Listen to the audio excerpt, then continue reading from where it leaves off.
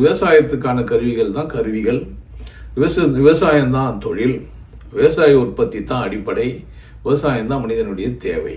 மனிதனுடைய தன் தேவைகள் எல்லாத்தையும் தீர்த்து வைக்கிறது எது அப்படின்னா சாப்பாடு தான்.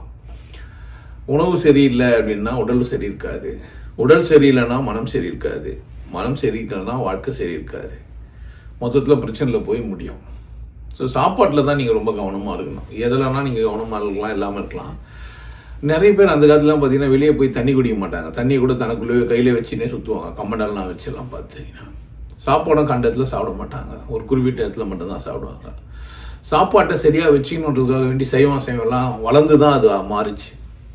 அப்போ விவசாயம் ஒரு மனுஷனை சரியாக வச்சுக்கிறதுக்கான அடிப்படையானது.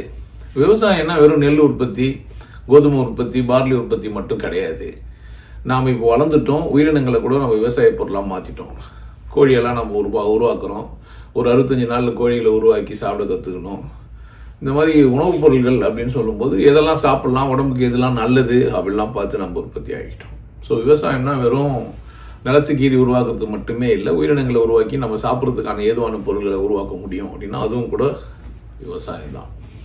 ஸோ ஒரு மனிதனுக்கு அவசியம் தெரிஞ்சிருக்கணும் உணவு உற்பத்தி செய்யறது.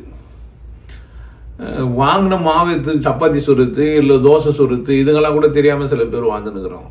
அப்படிலாம் தப்பு, குற்றம் அது. ஏன் அப்படின்னு கேட்டிங்கன்னா, ஒரு சாதாரணமாக ஒரு நீங்கள் அரிசியை பொங்க வச்சு கஞ்சியாக குடிச்சிக்கலாம். நல்லா பிரியாணி தான் பண்ணி சாப்பிடணும்லாம் அவசியம் இல்லை, மசாலாலாம் போட்டு தான் சாப்பிடணும்னு அவசியம் இல்லை. பார்லி கொதிக்க வச்சு சும்மா சாப்பிட்டுக்கலாம். நீங்கள் இந்த மாதிரி சாப்பிட முடியும். சாப்பிடக்கூடிய பொருட்கள்லாம், பழங்கள்லாம் நேரடியாகவே சாப்பிட்டுக்கலாம். ஆனால் வெறும் பழங்களை மட்டுமே சாப்பிட்டு வாழ முடியாது, வெறும் தானியங்களை மட்டுமே சாப்பிட்டு வாழ முடியாது, போதாது, உணவு பற்றாக்குறை ஏற்படும்.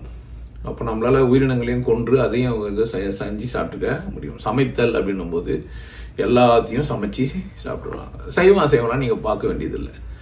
விவசாயத்தில் நெல் உற்பத்தி தான்ன்றதில் உயிரினங்கள் உற்பத்தியும் கூட, ஆடு மாடுகள்லாம் வளர்த்து அதையும் கூட நம்ம வெட்டி சாப்பிட்டுக்கலாம். குற்றமானால் அதெல்லாம் குற்ற உணர்வுலாம் இருக்க வேண்டிய அவசியம் இல்லை. சாப்பிட்டு சந்தோஷமாக இருக்கிறதுக்கு தான் நம்ம வந்துக்கிறோம். சாப்பிட்டா தான் உடம்பு ஆரோக்கியமாக இருக்கும், உடம்பு ஆரோக்கியமாக இருந்தால் தான் நம்ம எல்லா வேலையும் செய்ய முடியும். ஸோ விவசாயத்தை பெருசாக பேசுங்க அப்படின்னா, விவசாயம் இல்லைன்னா வாழ்க்கையே இல்லை, மனுஷனே இல்லை. நாமெல்லாம் இவ்வளோ உலகம் முழுசும் மனிதர்கள் நிறைய உற்பத்தி ஆனதுக்கு காரணமே நம்ம விவசாயம் பண்ண கற்றுக்கிறது தான். ஸோ விவசாயம் பண்ணி நம்ம கற்றுக்கல அப்படின்னா இனப்பெருக்கமாக இருக்காது, மக்கள் தொகை பெருகி இருக்காது, இந்த பூமி முழுசும் நம்ம பல்கி பெருகியிருக்க முடியவே முடியாது. அதனால் உழவுக்கும் தொழிலுக்கும் வந்தனை செய்வோம்.